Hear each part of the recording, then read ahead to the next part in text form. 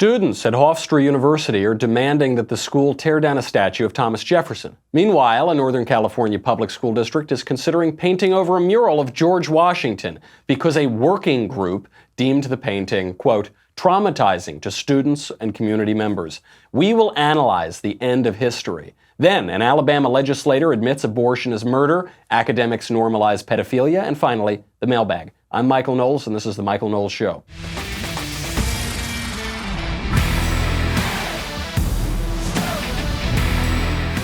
You ever notice that President Trump has this bizarre knack for predicting things? I'm not saying he's historically very well-versed or, is the most book-learned man that's ever walked the earth, but he has this incredible knack for predicting things. And one of his predictions just came true again in a really distressing way. We'll get to that in a second, but first, hiring used to be very hard. Multiple job sites, stacks of resumes, a confusing review process. Today, hiring can be easy, and you only have to go to one place to get it done. ZipRecruiter.com/Knowles, Knowles. ZipRecruiter sends your job to over 100 of the web's leading job boards, but they don't just stop there. It's not just spaghetti at the wall. That's not going to get you very much. With their powerful matching technology, ZipRecruiter scans thousands of resumes to find people with the right experience and invites them to apply to your job. As applications come in, ZipRecruiter analyzes each one and spotlights the top candidates so you never miss a great match. ZipRecruiter is so effective that 4 out of 5 employers who post on ZipRecruiter get a quality candidate through the site within the first day. Right now, my listeners can try ZipRecruiter for free at this exclusive web address, ZipRecruiter.com/Knowles, Knowles. That is ZipRecruiter.com/Knowles, Knowles. Bad hires can cost you a lot of time and a lot of money and a lot of stress. Don't do it. Make sure you get the most qualified candidates today. ZipRecruiter.com/Knowles. ZipRecruiter, the smartest way to hire. President Trump has this incredible ability to predict things. So the first time I noticed this was in 2015. He announced that he was running for president on June 16th, 2015. You remember he comes down Trump Tower, he gives this long speech about how illegal aliens are criminals, they're threatening the country, we need to build a wall, we need to block the illegals from coming into the country. And he was pilloried for this. They said illegal aliens don't commit crime. Stop it, how dare you, it's awful, it's made up, it's fiction. And then what happened? 2 weeks later, we had one of the most high-profile murders in recent memory, and it was an illegal alien who killed Katie Steinle, an American citizen. And I thought, does he just say things and then reality decides to comport with whatever he's saying? So this happened, first of all, with his election. He predicted when he did that roast of Donald Trump on Comedy Central, and everyone thought he was a joke, running for president in 2011, 2012. He said, look, I'm not sure if I'm going to run, but if I do, I'm going to do a lot better than everyone thinks I'm going to do. Everybody laughed at him. We were told by all these Nobel Prize winning economists that the economy would crash if he were elected. He said it would boom. What happened? It boomed. This happened again, and this is an even more consequential prediction than any of those. You remember during that Charlottesville incident, President Trump made a very precise prediction about what would happen if we start knocking down Confederate statues. George Washington was a slave owner. Was George Washington a slave owner? So will George Washington now lose his status? Are we going to take down, are we going to take down statues to George Washington? How about Thomas Jefferson? What do you think of Thomas Jefferson? You like him?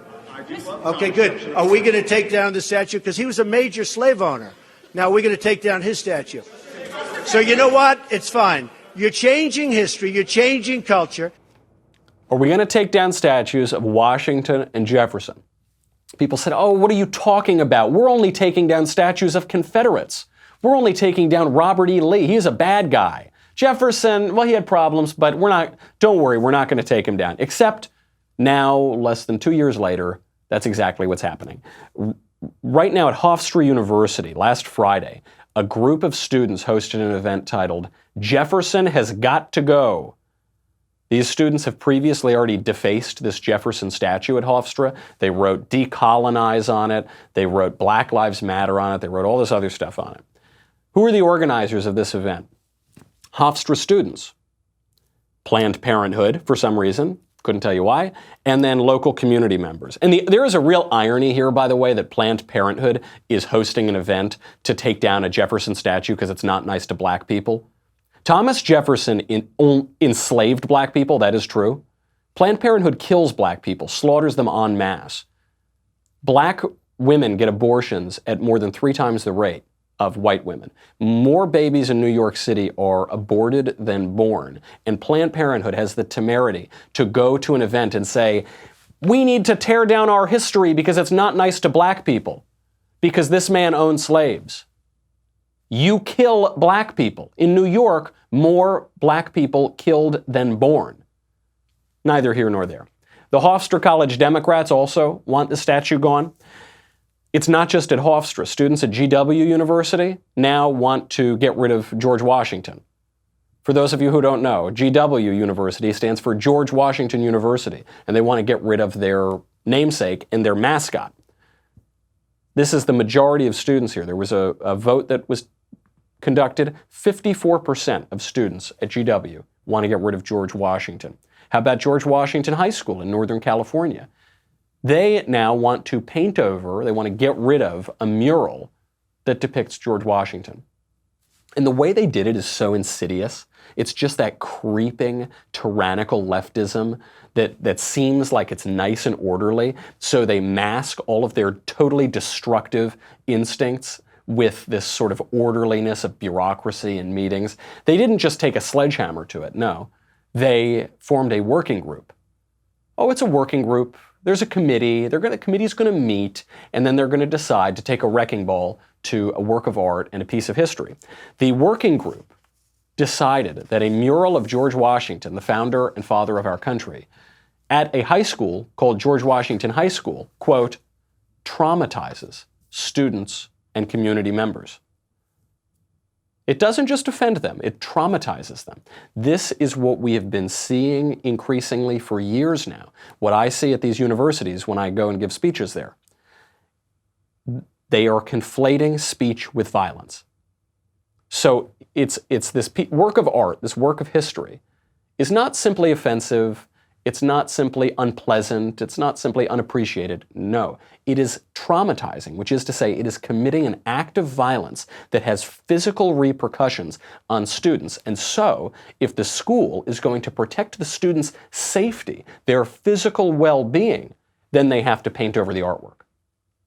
Very clever strategy. Because what the school should say is, we're not going to erase art and history because you don't like it, because some mob is demanding it. Because what is happening in reality? A mob is demanding that we burn books, burn history, burn artwork, burn paintings. That's what a mob is doing that. But the way the left organizes it is they say it's not a mob, it's a working group. And we're not destroying art because it offends us. We're destroying art because it traumatizes us. It committed violence on us. So we now will commit violence on it. The district spokesman, so the spokesman for the administration of the school district said, quote, at its conclusion, the group voted and the majority recommended that the Life of Washington mural be archived and removed because the mural does not represent the school district's values. Then what values does the school district hold? Because George Washington, the father of our country, created the greatest country in the history of the world. A country premised on the idea that all men are created equal, that we're endowed by our Creator with certain unalienable rights, among them life, liberty, and the pursuit of happiness. That man, and what that man established and presided over and fought for and won, has led to the most just, most equitable, most prosperous, most charitable country in the history of the world, ever, at any time, certainly now, by orders of magnitude. If the school district doesn't stand for that, what do they stand for? What are their principles? They apparently oppose life, liberty, and the pursuit of happiness. They oppose charity, they oppose justice, they oppose equality, they oppose, what do they stand for? If we were to give this school district the benefit of the doubt, it seems that they just don't know anything about history. They don't know anything about George Washington. They don't know anything about what George Washington stands for. But that indictment is just as bad because they're a school district. They are supposed to educate students, but they don't know anything themselves. They don't know anything about history. This is a real threat to the country. And this threat has been building for a long time. And Donald Trump is not the only guy who predicts things. There was another prediction made by George Orwell in 1984 through the character of Winston, which describes this time that we're living in perfectly. He writes, "Every record has been destroyed or falsified.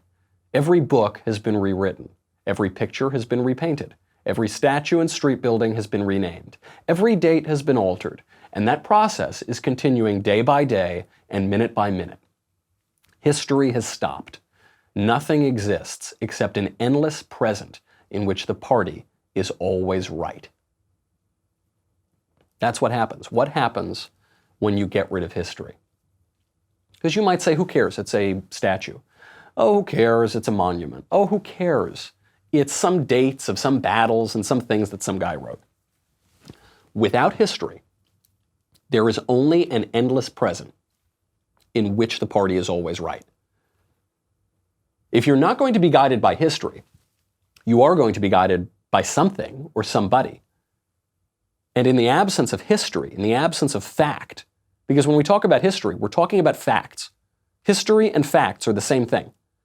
Facts means something that's done, something that's true. The word fact comes from the verb to do. So fact is something that's done in history. But when you get rid of that, what are you guided by? Ideology. And who wields ideology like a weapon? Ideologues, totalitarians, activists, politicians. The party is always right. Totalitarians hate history. This is why all of the most famous totalitarian regimes in history have immediately erased their own history. Stalin did this. Stalin actually took people out of photographs after he purged them, after he liquidated them, after they became politically incorrect to his party. How about in China? They had the Great Leap Forward, the Cultural Revolution, right? They got rid of all of their history. They tried to deny all of their history and just innovate from the very beginning, create the whole world anew, a terrible idea. They always want to erase history. Why? Because history gives us context. History puts all of their schemes in a historical context. When AOC, this poor, empty-headed legislator, 29-year-old bartender, comes up and says, "Hey, I've got a plan that will completely upend the entire American economy and political system, that will cost $93 trillion, that will get rid of most of your private property rights, that will get rid of your homes, that will get rid of all of your political rights. How about that? Is that a good idea? I'm promising you the world, everything, it'll be better, it's going to save the whole planet." If you don't know history, you might actually find that compelling. If you do know history, you'll say, every time these exact ideas have ever been tried, they've led to widespread misery. Famine, murder, slaughter, poverty, misery. But they want to get rid of history so that we don't impede their schemes. History also gives us something to cherish. So these are two totally opposite ideas when we look at history. I gave a speech at Notre Dame about Christopher Columbus and how Columbus was actually quite a good guy. And these students who were protesting, they came up and they said, "How could you say that Columbus is a good guy? He's terrible. Everything about him is awful. Everything he ever did was awful. Everything he led to was awful." And then I started recounting all of the good things Columbus led to. First of all, he led to our country. He created the Latino race. He literally created a race of people. He spread Christianity throughout the world. He gave us what we have. It's something to cherish. Some people look on history and they cherish that tradition that they have. Others look on it and they despise it. They hate it. They stand on the shoulders of giants. They think that they're flying and they spit on the people who have led them to where they are. The issue basically boils down to the same reason why we respect our elders. Why should we respect history? It's the same reason we respect our elders. First of all, why do you respect your elders? Should you? I think these days we're taught not to respect our elders. We're taught to talk back to our elders, or to dismiss them, or to despise our elders. Coincidentally, at the same time, we're taught to hate our history, despise our history, You know, those are just our elders in a whole higher order of magnitude. They're just our elders much further back. Why should you respect your elders? In part, humility. Because it's the classic whiny, angsty teenager. I hate my parents. My parents are terrible. They're so dumb and wrong and awful. I hate them. But I'm really great. There's nothing wrong about me, right? No. You, in part, respect your elders because it shows you a little bit of humility. You are just as flawed as you are convinced that they are. In part, it's gratitude. Because no matter how flawed your elders are, you're here because of them. In the case of your parents, literally their love is the reason why you exist. And in the case of your elders broadly, you are here in this society, in this civilization, because of their work, because of what they have done. Also, because to respect your elders is to respect yourself. We are not just isolated atoms floating in the middle of nowhere. We don't just pop into existence in the middle of the air and fall down and say, okay, I guess here I am, all myself, an island unto myself. No. We are part of a tradition. We come from somewhere. We come from a culture. That culture forms us. As much as we form the culture forms us. Actually, the culture forms us much more than we form the culture. And so those traditions that we despise, that we hate, that we disrespect, to disrespect those things is to disrespect ourselves because they form us. They make up our character. We are connected to the past. But these days, we're taught to hate ourselves. That's what the whole culture tells us to do.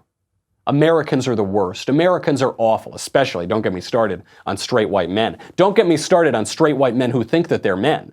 Oh, if you're one of those guys, you have to hate, you have to despise yourself. You have to shut up, never open your mouth, never express an opinion. Just sit there and feel really bad about how awful you are. But it's not just straight white men who think that they're men. Everybody has to check their privilege because you have some sort of privilege. That's all. You got to hate yourself. Now, if you hate yourself, you're going to hate your past. Because if we're so bad, then surely those awful people in the bad olden days, they're even worse, aren't they? If we enlightened modern people are so bad, they were terrible. We're taught that our culture is hopelessly bigoted. So obviously, anybody who lived even 5 seconds ago is hopelessly bigoted. But we are now told that the opinion that Barack Obama had on gay marriage for his entire political career up until 7 years ago is an example of pure malicious bigotry because he thought that marriage is an institution between men and women, husbands and wives. And because he thought that opinion is hopelessly bigoted. That was the opinion that everybody held as recently as 7 years ago. But radicals hate history. And you notice it speeds up. So now we're changing history much more quickly. Once you start to get rid of Robert E. Lee, it's not like you get rid of the Robert E. Lee statues and then 60 years later you start to get rid of the Thomas Jefferson statues. No. Once you grant the premise, then it doesn't proceed gradually. It proceeds exponentially. Because that's the logic. If we're going to erase our history, if we're going to erase our art, if anything bad that ever happened in the past is not just unfortunate, but traumatizing, it's literally harming physically people right now, you got to get rid of all of it. You got to get rid of Barack Obama's speeches from 2011 when he talked about marriage. Can't have those. Those are traumatizing. You can't have a statue of Barack Obama. It's traumatizing. Ultimately, you're going to get rid of even the recent past. You're going to get rid of 5 minutes ago. All that's going to exist is the eternal present in which the party is always right. History shows that those utopian schemes are going to fail. Shows us that men are not perfect. They're never going to be perfect. Shows us that the world is complicated. You can't spell it all out in some doctrine, in some manifesto. So we got to get rid of it. And the party will always be right. But we're not just killing off our past. We are also killing off our future. And at least, you got to give him credit. There's one state legislator in Alabama, a guy named John Rogers, who is at least being honest about why Democrats want to kill babies. All I'm saying to you, it ought to be a woman's choice. I'm not about to be, as a male, tell a woman what to do with her body. She has a right to make that decision herself. through rape and incest. Some kids are unwanted. So you kill them now, kill them later. You bring them in the world unwanted, unloved. Then you send them to the electric chair. So you kill them now, kill them later. But the bottom line is that I think we should be making this decision. Kill them now or kill them later. I love this clip. I kind of like this guy. If you can't see him, he's wearing this baby blue suit. He's got this really thick Alabama accent, and at least he's honest. He's wrong, but he's honest. He's admitting a true premise, which is that abortion is killing a baby. He's admitting that. He's saying, no, we're not just performing some procedure. We're not just removing the pancreas or something. We are going in and killing a human being. He's admitting that a baby is a person. He's admitting that we're killing these babies selfishly. You say, yeah, we're going to have to kill them eventually, aren't we? Because they're going to be bad, they're going to be inconvenient for us, they're going to commit crimes, so we got to kill them now. You get rid of them, we're going to save ourselves a whole lot of headache. Now, what he's wrong about is he's assuming that unwanted babies are going to become criminals and we're going to have to kill them, send them to the electric chair. This is wrong for a number of reasons. One, there's no evidence that babies given up for adoption or babies raised by single parents or babies raised who are not wanted or not loved inevitably become criminals, and such awful criminals that they receive capital punishment. There's no, he's pulling that completely out of thin air. This is an argument that the left tried to make for a while, like that Freakonomics book. He said, oh yes, the reason crime rates have declined is because Roe v. Wade legalized abortion, and so we're killing all the bad kids who are certainly going to become criminals. This has been roundly debunked, and people no longer seriously make that argument. But it's a weak argument anyway. First of all, it's not an argument to kill babies before they've committed a crime. I guess that's the premise that he's trying to make. It's a weak argument because in the United States we kill very few criminals anyway, so you're not going to kill them later. And it's a highly immoral argument. Because if that's the argument, if you are just saying, look, unwanted unborn babies are likely to commit crimes, let's grant that premise, therefore we should kill them, then this is obviously true of any demographic group that is likely to commit crimes. Young black men in certain geographic areas are very likely to commit crimes, statistically more likely than other demographic groups. Is this guy arguing that we should kill them now because they're likely to commit crimes? That's a heinous argument. But that is the logical conclusion of the argument that he's making. And then he admits, by the way, that it's not really about crime. Then he admits that's not really about we're going to have to kill them later. What he admits is, I just don't want these babies. They're inconvenient. Here he is. The child going to be retarded, had deformed, when you come here. It's hard to hear. It's not that microphone was not as good there. What he's saying is the child could be born retarded, the child could be born half deformed, therefore we've got to kill him. So retarded people have apparently no right not to be murdered. People who are deformed, maybe the kid's missing a few fingers, kill him. Who wants a kid who doesn't have a few fingers? Oh, could you imagine anything worse than not having a couple of fingers? Kill him. That is the disregard for human life that we're talking about. And I really like that he's making this argument because he's allowing the ethical and moral argument to take place in a way where we recognize the humanity of the baby. He's allowing us to say, okay, if by your logic we need to kill people before they commit crimes, why shouldn't we kill any adult demographic group based on race, based on sex, based on age? Why shouldn't we do that? Oh, because it's not legitimate to kill people before they commit a crime. Okay. Well, but then his argument is, well, the kid's retarded. Okay, so if we can kill people because they're not smart enough, where's the cutoff?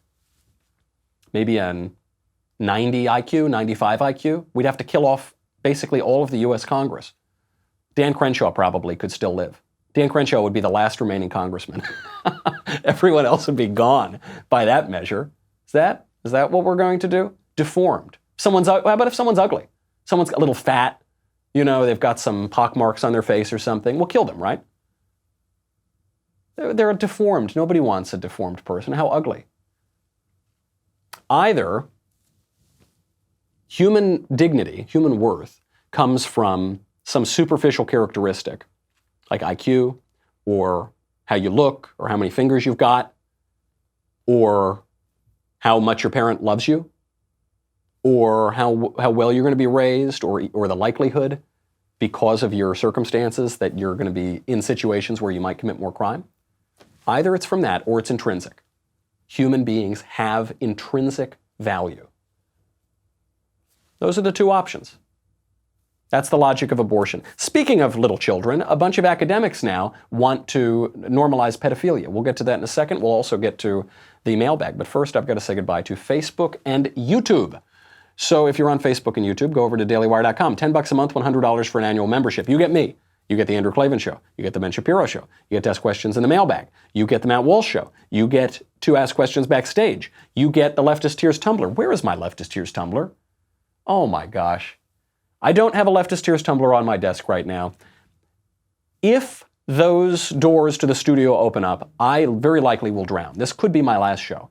Don't be like me. Go get your Leftist Tears Tumblr. We'll be right back with a lot more.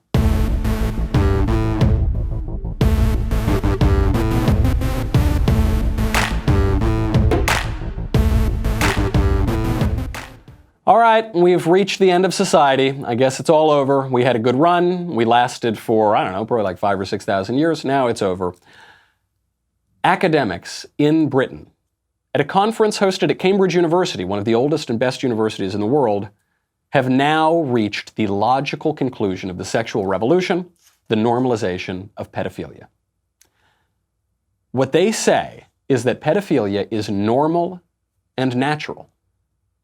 Quote, pedophilic interest is natural and normal for human males. At least a sizable minority of normal males would like to have sex with children. Normal males are aroused by children. This has been building for a long time. I think I've been predicting this for years. Other people have as well. And everyone said, oh, you're crazy. It'll never happen. No way. They'll never tear down statues of Washington. No way. They'll never normalize pedophilia. Yes, they are doing that. And it doesn't take a genius, by the way, to predict these things. All you have to do is realize what the premises of the left are, and then use your mind to follow them to the logical conclusions. So the premise of we need to tear down history that we don't like or that we find offensive or that was wrong or evil leads necessarily to tearing down all of history. The premise that sex is just some physical action and that any desires that we have are not to be shunned or shamed or repressed, but are to be explored and liberated because there's no such thing as normal. There's no such thing as wrong. There's no such thing as sinful sexual behavior. The logical conclusion of that is the normalization of sex with children. And that's what these people are doing. So in 1981, there was a respected publisher, Batsford, published a piece called Perspectives on Pedophilia, edited by a sociologist named Brian Taylor. And what Brian Taylor did was challenge the, quote, prejudice against sex with children. Now, there is a prejudice against pedophilia, that's true. I think it's a pretty good prejudice. It is true, our society has this prejudgment. We say sex with children is bad. I think this is Exhibit A, evidence number one, that some prejudices are a very good thing. Then in 1991, a professor wrote on his blog, this was recently republished though in 2012, quote, many adult pedophiles say that boys actively seek out sex partners. Childhood itself is not a biological given, but an historically produced social object. You see the language of all of modern academics, all of this relativistic academic culture. Childhood doesn't even really exist. It's just a social construction. Male and female, they don't really exist. They're just social constructions. Everything's everything, you know, man, and nothing's really itself, and nothing's categorically distinct, and you know, and like we're all just part of the universe, man. That's the logical conclusion of that idea. Debates are now being had at the American Psychological Association over the DSM, over the book of psychological disorders, over whether or not to include hebephilia as a disorder. I believe it is now not included as a disorder. Hebephilia is sexual attraction to children 11 to 14, basically after they're little kids but before they're post-pubescent. The sexual revolution types have been saying for a long time that pedophilia is normal and natural. Maybe he's right in the sense that it occurs with some frequency. You know, when the sexual revolution left-wing types say, oh yes, any kind of bizarre sexual behavior is normal, it's natural, it's no big deal. Then you have the right-wing types who are saying, pedophilia is abnormal, it's unnatural, it's obviously, it can't be any of the things that the sexual revolution types are saying that it is. Maybe both views miss the point. Maybe this is the actual point. Let's say that pedophilia is natural. Let's say that people are born this way. This has been the argument for all the sexual liberation movements. Say, we were born this way. We were born with certain desires. Therefore, we have to fulfill them. I am perfectly fine with the conclusion that some people are born naturally with a desire to have sex with children. It's still wrong. But we're born this way. Doesn't matter. It's still wrong. It's wrong to do. It's evil. It's a wicked desire that you have to repress all the time. Well, let's say that it's not just natural. Let's say that pedophilia, as these academics in Britain say, is natural and normal. So it's very easy to imagine at some point in the future that these guys get their way and pedophilia is taken out of the DSM. It's no longer considered a disorder. It's a sexual orientation. It's something you're born with. And let's say lots of people accept this throughout society. It becomes totally normalized. It's still wrong.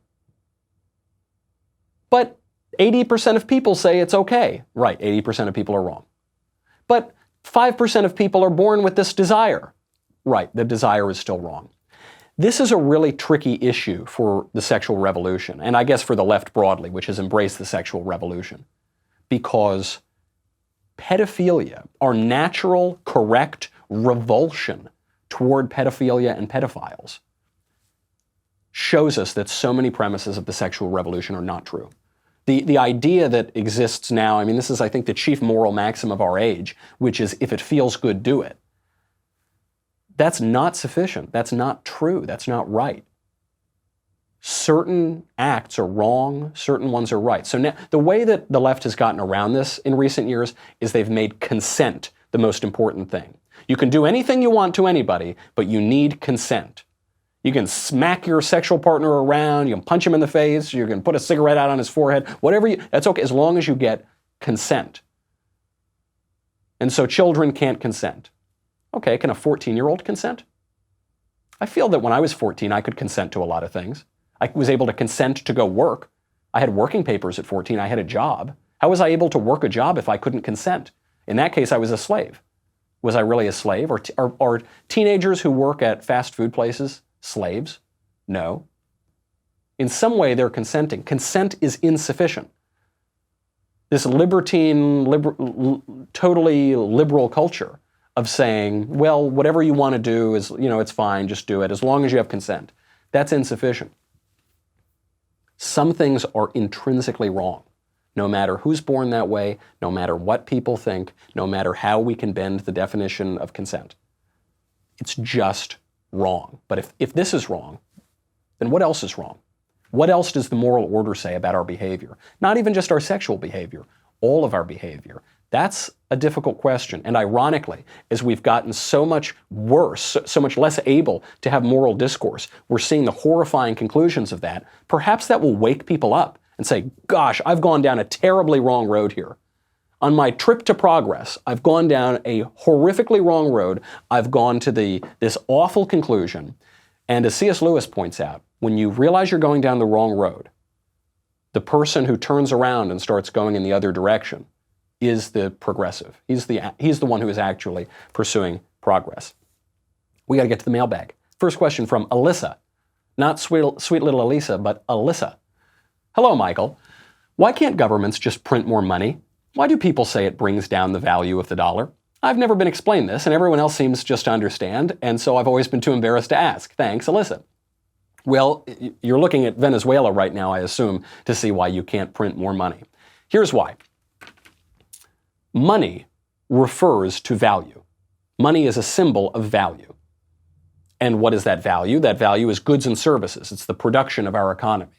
So You've got the money supply, and you've got the real output of our economy. The goods, the services, the products made, the things built, the things done. Okay.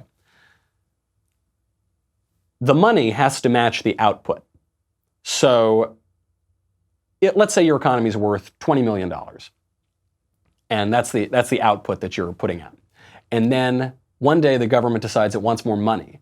So it starts to double the amount of money it's printing. Now the government is printing $40 million.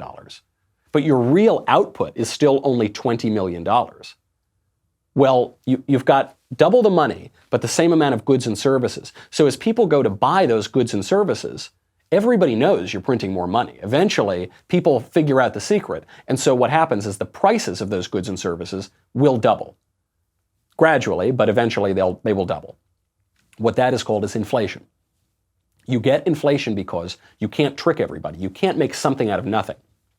To quote the great philosopher Billy Preston, nothing from nothing leaves nothing.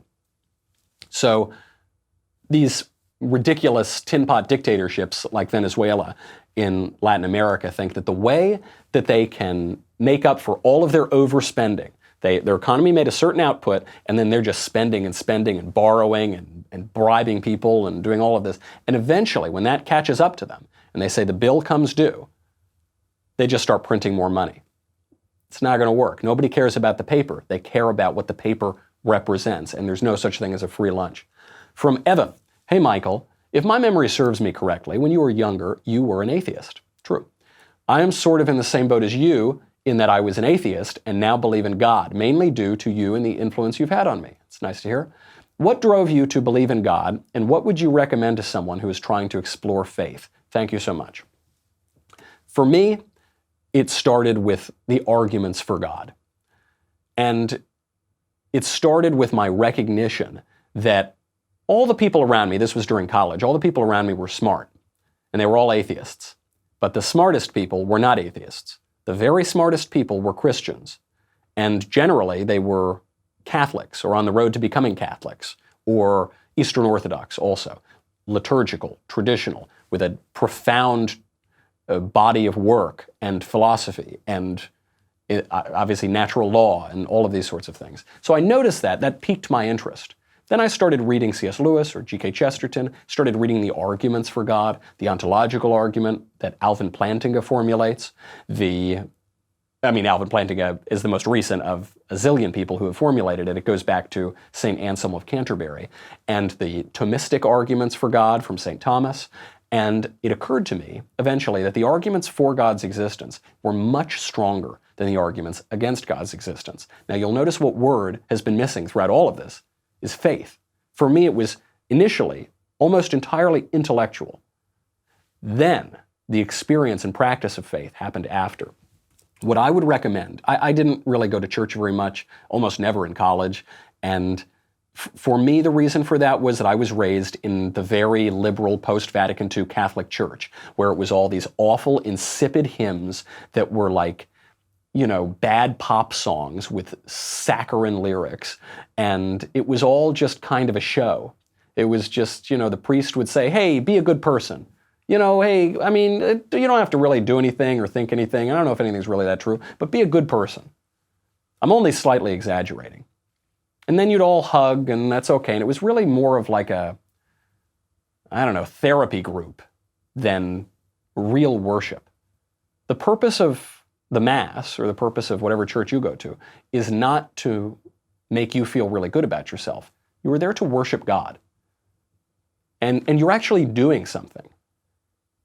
And in the churches that recognize the real presence of Christ in the communion, you were there to literally commune with Christ. You are really doing something. It really matters. This is why I found an old Mass, a Latin Mass, or at least a Mass with some Latin. And I thought, oh gosh, this is really beautiful. I didn't realize there was all of this beauty before. So what I would recommend to you is, however you're going to do it, whatever church you come from or tradition you come from, do it. Really do it.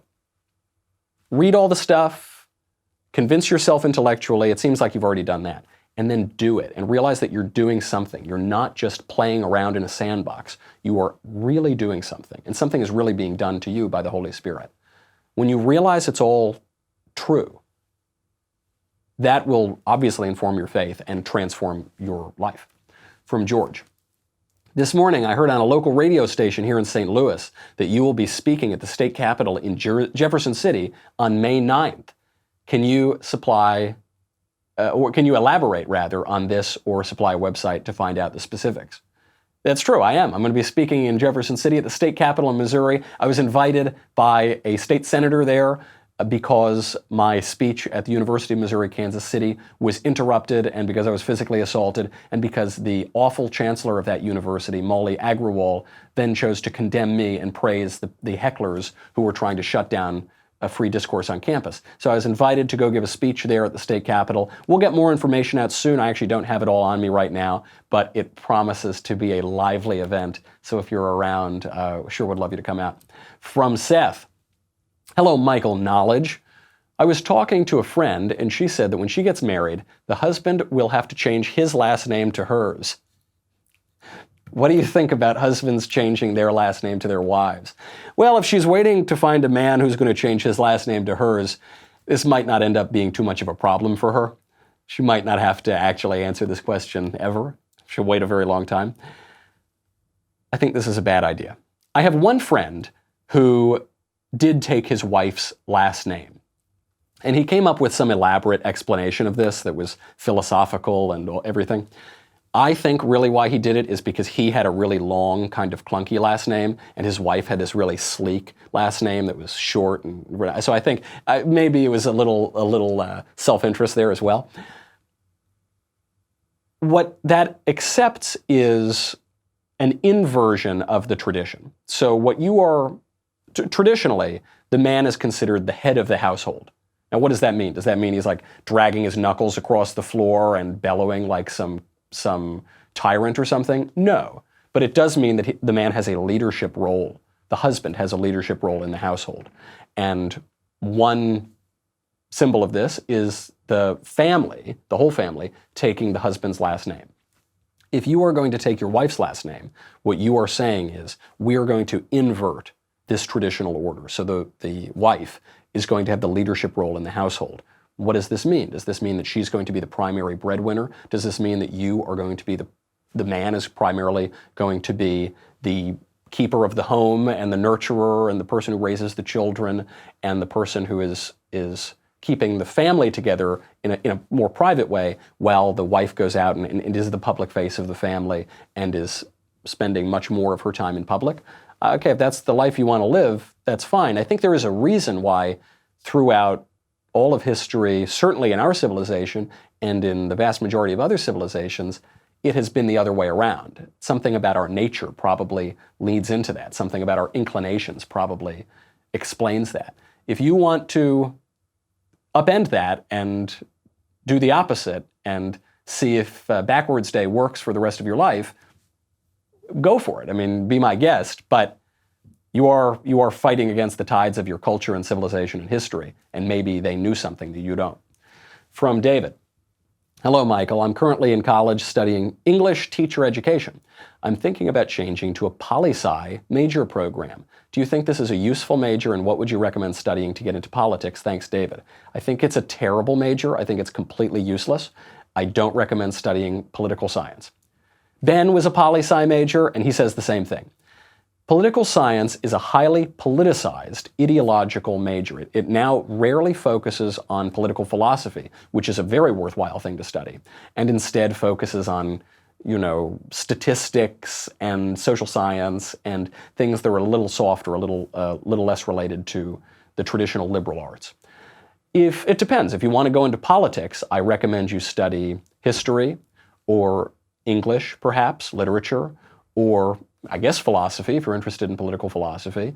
And maybe if you want to go into politics, you should study business. I don't know, it depends if you want a liberal education or a more practical education.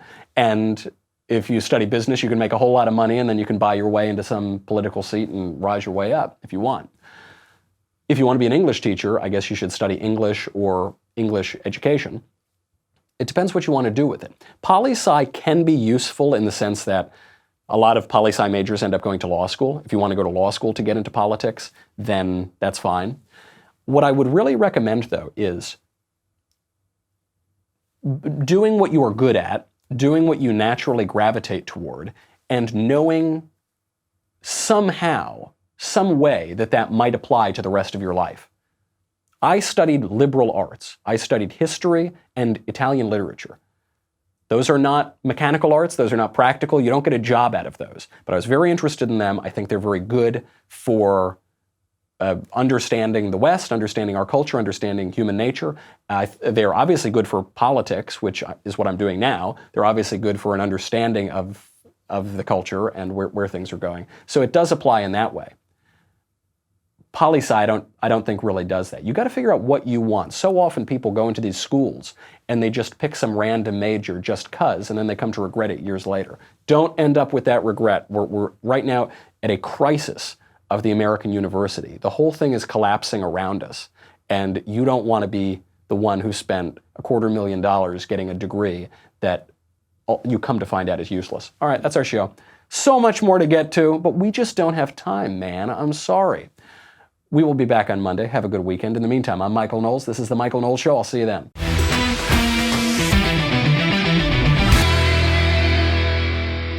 The Michael Knowles Show is produced by Rebecca Dobkowitz and directed by Mike Joyner. Executive producer, Jeremy Boring. Senior producer, Jonathan Hay. Our supervising producer is Mathis Glover, and our technical producer is Austin Stevens. Edited by Danny D'Amico. Audio is mixed by Dylan Case. Hair and makeup is by Jesua Olvera, and our production assistant is Nick Sheehan. The Michael Knowles Show is a Daily Wire production. Copyright Daily Wire 2019. Hey guys, over on the Matt Walsh Show today, socialist Venezuela is, as I'm sure you noticed, falling apart before our eyes. But it's pretty disturbing when you think about, when you see what's happening in Venezuela, and you think about that so many young people in this country want that system in America. But here's the question none of these people seem to be asking themselves, and it's, if socialism is a good system, then why has it destroyed every country that has tried it? And if socialism is a good system, then why wouldn't you want to live in any of the countries today that are socialist? So we'll talk about that. Also, a Democratic state representative in Alabama made the most horrific and insane, but also the most honest argument for abortion that you'll ever hear. And we'll take a look at that today as well over on the Matt Walsh Show.